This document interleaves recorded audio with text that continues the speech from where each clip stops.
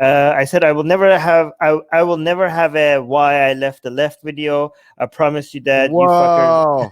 You fuckers are not going to get rid of me. Dude, I pretty much wrote that in like a fucking article. Like, Oh, really? That's awesome. That's fucking awesome. And it is, I mean, I have the two things that have got me through are like, one, I'm not going to be fucking bitter about this. I'm not gonna, because I've like had people be like, hey man, something similar happened to me, and I'm like, oh yeah, and they're like, yeah, these fucking bitches, and I'm like, nope, we can't be friends. Like, I don't want that, right? I just want to move on and be the best version of myself that I can be, and I also don't want to play the fucking victim. However, Right. like seeing that, Armin, like that was such a ballsy way to put it, because I did kind of have like a relapse about this shit. Here's something really interesting that you guys will relate to that I haven't really talked about, because there aren't a ton of people who could relate to this. But so I pretty much haven't been political for the last couple of years, and it's been great. I've always been on the wrong fucking side, by the way, of like career wise, where I was super lefty under George Bush when people were like, America, rah, rah, rah, you can't criticize us after 9/11. Then everyone was happy about Obama, and then I talked about Obama drone striking people on Conan. And then Donald Trump's the president, and it was like, finally, we can be political. And I was like, I'm not going to talk about politics anymore. And so I've never really calculated that correctly. But here's what's interesting. So I go on all these right-wing shows, and I get a bunch of followers, and not a ton, but like, let's say 1,000. And I'm saying all my lefty stuff, but I'm also like, hey, you know, the left has to talk to more conservatives. There's gray area. What we're talking about right now. And the majority of emails I got, or DMs or whatever, were like, hey, I don't agree with you politically, but I think it's really brave, and tribalism is bad. I would mainly speak out against like tribalism. But then George Floyd happened. And by happened, I mean was murdered by a cop. And for the first time in a very long time, I posted a bunch of political stuff. And when I say Black Lives Matter, I don't mean like the institution or the organization, but I mean like the concept of like Black people matter, right? Like the very low bar. And dude, with suddenly all of these people that were like, man, we really love you because you like both sides. The second I was like talking about Black Lives Matter, I got so many, lost hundreds and hundreds of followers, then started getting messages that were like, oh, didn't you learn your lesson when you were like a lefty before? Or like, hey, looks like fucking Cuck McFeminist is back, or whatever. And it's like, are your beliefs so fucking shallow that because I went through what I went through in my personal life, that suddenly means that I'm not allowed to think fucking racism is bad, systemic racism is bad? And it just completely popped the bubble in this whole, like, I think there's a large group in this, like, we're above tribalism, center right, you know, whatever, who have made that their tribe, that are completely full of shit. Because yeah, dude, I lost that shit immediately. And then I was like, well, fucking no one likes me, so I might as well believe what I'm going to believe and just like go back to being, you know, like, it's liberating. I actually tell right-wing people that you guys invented snowflakism. Like this whole thing, this whole leftist being triggered all the time. That's a new thing.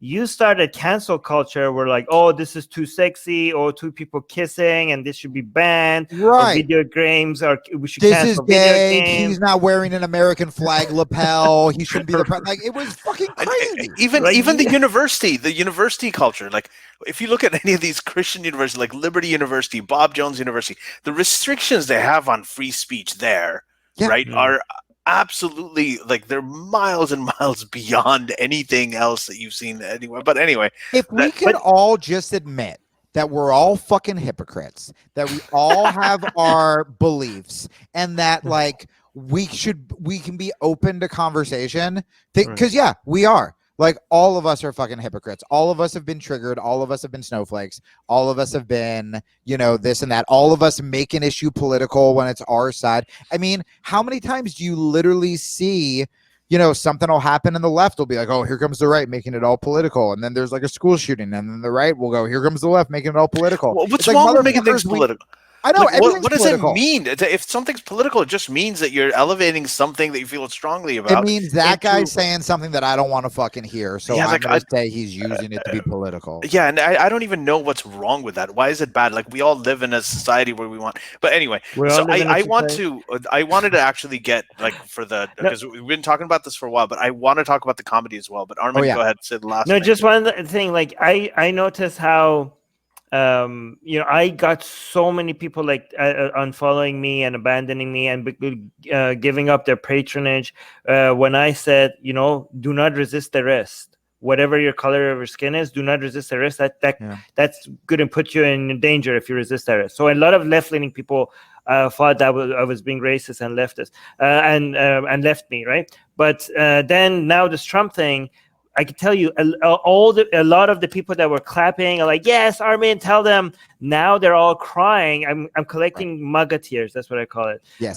When I say like, oh, there's no fraud. Like, look at these, you guys are so loser. Like all of these conspiracy theories, like now they're crying and they're leaving. And again, like we got same thing when it comes to religion. We got so many followers and supporters when we bashed Islam from like Hindutva people. Yeah. And now when we go after Hinduism, the same people that were cheering us on, now they're leaving. So it's really hard, but like, I mean, but the good thing about this, okay, so we can complain and be like, oh, people don't, like, we're being consistent and we're the only one that is like being objective and that's why people don't follow us.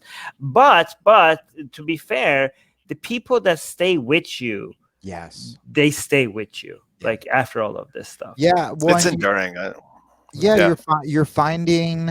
You're finding open-minded people. You're finding I've just gotten to a point where I just want to make art. I just want to make people happy. I just want to make stuff that makes me happy. And that what a line, James.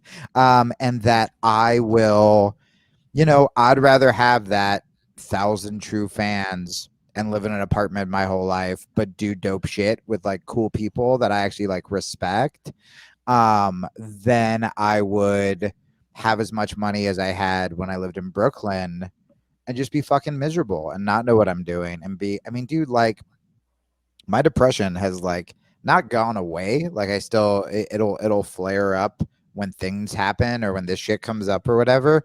But like my baseline is pretty fucking happy. Like I wake up every day pretty fucking happy, and I'm recovering from all this stuff.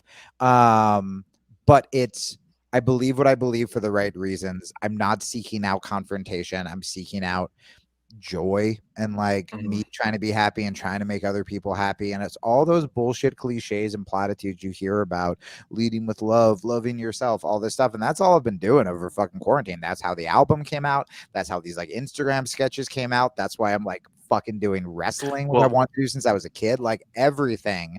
And it's just not getting sucked back into that world, because by the way, I've had like slip ups where suddenly I was like, when I started to lose all those right-wing followers, I was like, okay, maybe I should start to try to get on like liberal shows and stuff like that. And I'm like, no, I'm not fucking being anti-racist as a fucking career move. I'm just doing it because it's something I fucking believe. And that's when I pulled back, because like I know how to shape the tweets that'll get retweeted and stuff like that. And I'm like, do I really believe this? Will this actually help? Or is this for my own fucking ego? And if it's for my ego, I don't do it anymore. Yeah, I gotta, one of the things about this is like there's a lot of social media stuff. So many conversations we have are like, okay, so I did this, and then someone tweeted this, and then they tried to tweet and phase it, and this is so much of the conversation right now, and it just makes you think, like, when historically anybody who brought about any kind of transformational change or any change in thinking, right? They had 90% of the population opposing them vehemently. And, it's sort of like, the first woman who went to medical school, or the first gay person who went out and said, I'm gay, right? And these people, if they were on Twitter at the time, they would have to apologize 2 days later. I'm sorry about this tweet. Like, it's just not. I shouldn't have gone to medical school. We need to ignore this. Like, I have this, for a while I was, I've always been sort of left liberal. I've been fairly consistent. And then, what happens is I start talking about the regressive left in Islam. I write the book. And then, I get a lot of support, like you said, from, some of the right-wing types. I'm on the Rubin show way back when and all this stuff. And then, I'm talking about how things are anti-woke and the whole woke thing is irrational. Yeah. And then George Floyd happens, and I'm like, I support Black Lives Matter, and I still do, right? Just like you. Exactly. And then now I'm woke. So, and I don't care. I don't care. And I don't think anybody should. But my question to you is, with all of this stuff, with social media and everything, you have this album coming out. You used to do comedy before. You had your appearance on Conan, like I think it was almost 10 years ago now. And what was it? I think 2011, 2012. Yeah, probably. Yeah, and then now, you've got this new record coming out. How is the comedy different? How has all of this shaped the way that you write? Yeah. So first of all, with what you were saying, I just want to add on, that was a great point.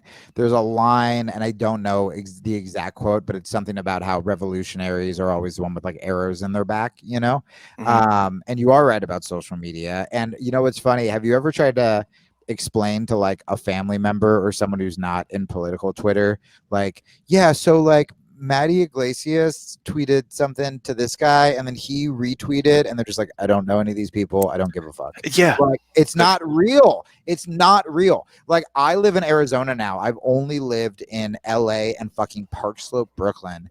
And I've been in Arizona, and I have conservative friends and I have libertarian friends, and we agree on pretty much fucking everything. And then the people, I live in kind of an old... When my cat died, I just started making friends with a bunch of old widows because I just wanted to play with their dogs. And then I would be like, my cat died. And they'd be like, my husband died. And now I'm just a weird tattooed guy who's friends with a bunch of old ladies with dead husbands. And I love them dearly. And we talk all the time. And I know some of them voted for Trump, and some of them I walk by and I see fucking Fox News and I'm looking in the window for the dog. And I know for a fact that I've done more to bring joy to their life, and that they've done more to bring joy to my life just through these human fucking interactions. That that's not saying if Trump's putting fucking kids in cages to be apathetic because I'm I like old ladies now, but but not everyone who disagrees with you politically is the fucking monster that you would think they are if you were only on Twitter. And by the way, I've changed a lot of fucking people's minds on issues to make them a little more lefty on a lot of issues because I haven't been a flaming fucking asshole to them, and I treat them like a human, right? And so even if you're trying to just be sneaky and you just want to convince people, being a fucking asshole isn't the way to go. So with comedy, this is the first album I've written or I've done where I just got to be fucking funny. There was a point, I probably won't talk about this in other interviews, but it just fits this so well. There was a point when I was getting really big in the lefty space and I would do these kind of rants that I would sit there and be like, okay, what lefty issue have I not done yet? And I would be like, okay, I guess I got to do an abortion one, or I guess I got to do a vegan one. Whereas now I'm just talking about my life. It opens up talking about COVID. This is the first year I've ever been single because I'm codependent. And it's funny. I went from thinking I was Bill Hicks to suddenly I think I'm edgy because I'm talking about dating, because I've just never talked about dating. I've done stand-up for fucking 16 years and I've never talked about it. I've never told sex stories. I've never whatever. And I do it in my own way. So there was a Noam Chomsky reference that got edited out. But I talk about being lonely. I talk about sadly dating 20-year-olds who I have nothing in common with. I talk about there's a political sex story about when I was in that scene, a girl who told me to eat her feminist pussy, and I get to do this whole fucking political sex joke, shit that I would have been am I even allowed to say the word pussy? And what's so fucking cool is I look at my audiences now at comedy clubs when like half of them don't know who I am. They just got free tickets. And I know there are fucking conservatives because I'm in Arizona. I know there are liberals because there are fucking 20-year-olds there. And they're all laughing at that same shit. And then that means I can do something that trashes Republicans. And then I can do something that makes fun of woke people. And everyone is laughing at all of the fucking things because I don't have a goddamn agenda. And I'm just honing my skills as a fucking comic. And I'm like, what is the funniest possible thing to say here? So that's the album, you know, and I'm really, all of my like Wokey McWoke albums went to #1. And I told my manager, even though I'm not getting on a lot of shows, I've lost a lot of my following. I was like, dude, I'm gonna get this to fucking #1. Like, it sounds so fucking crazy, but yeah, the political stuff is in line with what we're talking about. It goes after both sides. It's filthy. It's fucking funny. It also talks about loneliness. It sounds like 2020. I didn't record it at any of my club dates. The reason it's called 25% capacity. I wanted to get it out before this year. So I wrote a lot of the material in quarantine. A lot of it was written after doing like a lot of mushrooms. I talk about that on the album. And I was like, we just have to find in Minecraft, right? I don't know if YouTube allows us to say that. I don't know. Oh, by what? You were doing mushrooms in Minecraft, I think. Oh no. Is Minecraft the video game? No, we have to say. Okay, that's just a way of getting away against terms of service, like drugs and stuff. Yeah. Right? You were doing mushrooms. Yeah. Right. Oh yeah. I was vividly dreaming and seeing how we're all connected in the universe. I am so lost. Yeah. So no, I don't. I'm with you, Armin. I got you. So I talk about all this shit. And I recorded it. I just called my manager. I was like, we have to record it like this month. And so we found this fucking shady ass warehouse outside, like it was in Denver, I guess, technically. And it was such a weird, it was an unmarked building. Apparently the motto was no cops. There was a cat wandering around. There were like skulls on the fucking wall. It was like kind of a brewery. 2 fans came up to me after the show and said their Uber driver didn't want to drop them off at the show because they were like, this can't be the right address. Like, you're being tricked. Like, this is not a safe space for you to be in. And that's where I recorded the album. And I was like, this sounds pretentious artsy, but I was like, I want it to sound like 2020. If I recorded an album in like one of these club shows, it just didn't sound like what I was going through. So this sounds like I'm doing an album in front of fucking 30 people. You know, I've done my other albums at like sold out comedy clubs, or my first 2 were at a theater from Chicago. And I was like, nope, I'm doing it at a warehouse in front of 25 masked people in a dangerous part of town with, I guess, a cat roaming around. And it was fucking awesome. Like, I'm really proud of it. And I'm not proud of a ton that I do, but I'm really proud of it. That's so sweet. Yeah. I have a question. Yes. Actually, this is very interesting because I always felt like, I know this is like cheesy, but I always felt like a lot of people look at their ideas that they want to say that they believe in and signal to the world more based on who's welcoming me, which community I want to belong to, which tribe I belong to, rather than looking at the ideas and like, okay, do these ideas reflect objective reality or not, right? Yeah. They don't, like, that's not the test. The test is not like, do these ideas reflect objective reality? Like, no, who's welcoming me? Who's going to be nice to me? Who do I think like but I always felt like, you know what? I don't like people like us here. We like, even if all of you hate me, these ideas are right. I don't care if you do welcome me or not. Okay, these are the right ideas that makes the world a better place. So when it comes to believing in things, that's what my philosophy is. But it's actually based on what you're saying, it seems like it's the same thing with what's funny, right? Yeah. Like, so whatever political or philosophical ideology you build, it has to be independent of what community of people you want to feel like you belong to. And I guess same applies with comedy and what's funny. It's just objectively, are they laughing?